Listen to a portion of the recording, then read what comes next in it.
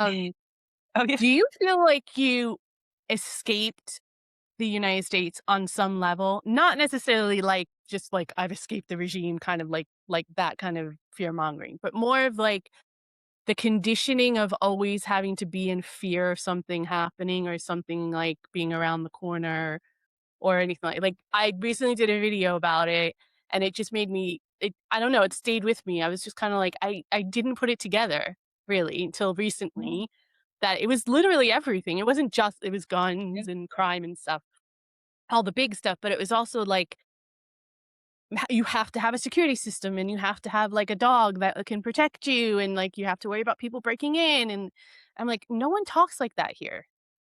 Yeah, No. like, like, it just finally gelled like that. Oh my god, people don't talk like that here. I was walking down the street and I saw, my neighbor left their door open because it was really hot, right? And I was like I didn't see anybody in the windows or anything, so I immediately was like, "Oh my god, someone's in their house." Like, that was my first thought. So I'm Right. like I wait for a few minutes and I'm kinda trying not to look, but look, you know what I mean? And Right. then finally someone was passing by and they're like, "Are you okay?" And I'm like, "Yeah, yeah, I'm fine." But it was just like I immediately thought it was something Something sketchy. criminal. Yeah. Yeah. And they were just hot. I had the door open, but I was like, "I don't like, that What doesn't are the happen in rules? right? It doesn't happen in the States." So I'm just curious, like, what your take on that is. Yeah, I mean, I would absolutely say it's felt like escape. Um, the main reason I moved from Kentucky to California, I went for the first time. My mom dated a guy in California for 3 years that lived in Paso Robles, and he'd come visit us, and we go visit him. This is in the '90s. And I remember just in California feeling like I fit in, Mhm. outside of LA, outside of like spots of where you're at. It's a completely different vibe throughout the state, and it's so much more encouraging of art. People seemed far happier than they did in Kentucky. I didn't see a church every 5 feet. There's not strange billboards because there's very strange billboards in Kentucky and, like, about your unborn babies and then, like, fake cemeteries for the unborn babies on the side of the freeway, and you're like, "I'm just trying to drive to Louisville to go see a band play, like, this seems Yeah. unnecessary." So I left and then workers' rights too, each state varies so much.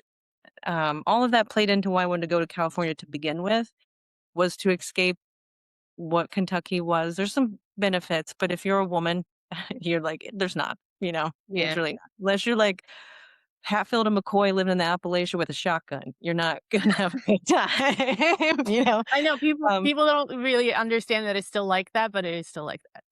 very much. So California felt like the first escape. And then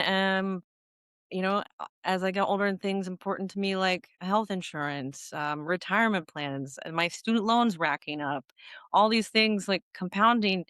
And then, in my 20s, looking at other cultures, other countries, and it's very clear to see like America feels like this problem is impossible to solve. And then you look everywhere else, you're like, clearly it's not. Everyone has been solving it. And Yeah. I think the biggest thing for me was I was in middle school at the same time the Columbine happened. And since then, I never in my wildest dreams imagined there would be kids that grow up that idolize those kids and recreate it and seeing that be an effect of never clamping down and addressing the issue like Scotland did, like Australia did after the Port Arthur. What is that trajectory? It's not a Yeah. good one as it becomes more and more normalized. And I do believe the youth that do look up to those types of actors, how else can you process the trauma of knowing this could happen other than, I guess, some people, if you can't beat them, join them is the mindset. So all of those things went together, healthcare, everything you mentioned, the violence. I don't want to be, I never wanted to be like 60 trying to survive America. That sounds terrifying.